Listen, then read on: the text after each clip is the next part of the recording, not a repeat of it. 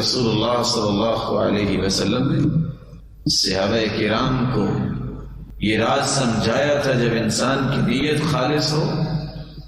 جہاں عمل اللہ کے ہاں قابل قبول ہوتا ہے وہ عمل باعث برکت بھی بنتا ہے۔ ایک شخص کہتا ہے لا تصدقن اللیلہ، آج رات میں صدقہ کروں گا، فخرج بصدقتی، صدقہ لے کے نکلتا ہے، فوضعها فی یدی زانیۃ،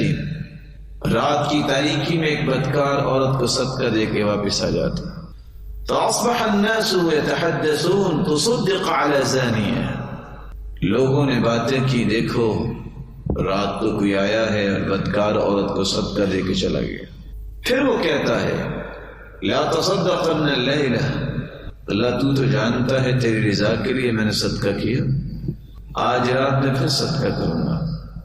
فخرج بصدقته فوضعها في يد سارق، دوسری رات نکلا اور چور کو صدقہ دے کے واپس آ گیا۔ لوگوں نے پھر باتیں کی، پھر وہ کہتا ہے لا تصدقن اللیلہ، آج رات میں پھر صدقہ کروں گا۔ فخرج بصدقته فوضعها في يد غنی، تیسری رات صدقہ لے کے نکلتا ہے، ایک امیر آدمی کو صدقہ دے کے واپس آ جاتا ہے، ہو سکتا ہے وہ چہل پہل کرے نکلا ہوا ہو۔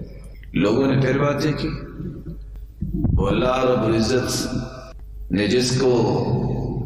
خلوص نیت سے نوازا تھا وہ کیا کہتا ہے، اللہم لک الحمد علی الزانیہ وعلی السارق وعلی غنی،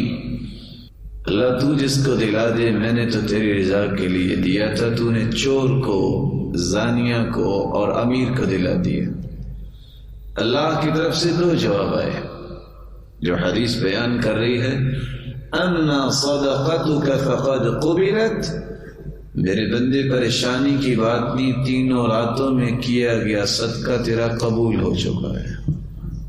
ولعل الزانیہ تستعیف بها عن زناها، یہ بدکار عورت کچھ کھاتی ہوگی روزانہ، لیکن تیرے خلوص سے پیش کیے گئے مال کو جب اس نے استعمال کیا تو زندگی کی برائیوں سے وہ توبہ طائب ہو گئی۔ وَلَعَلَّ السَّارِقُ يَسْتَعِفُ بِهَا عَنْ سَرِقَتِهِ، تھا تو چور کچھ تو کھاتا ہوگا، لیکن آج تیرا مال جب اس نے استعمال کیا ہے زندگی کی چوریوں سے توبہ طائب ہو گیا۔ وَلَعَلَّ الْغَنِيَّ يَعْتَبِرُ فَيُنْفِقُ مِمَّا آتَاهُ اللَّهُ، یہ تھا تو غنی لیکن بخیل تھا، تیرے مال کو استعمال کرنے سے اس کا بخل ختم ہو گیا ہے، یہ بھی اللہ کی راہ میں خرچ کرنے والا بن گیا۔ صحیح مسلم کی یہ روایت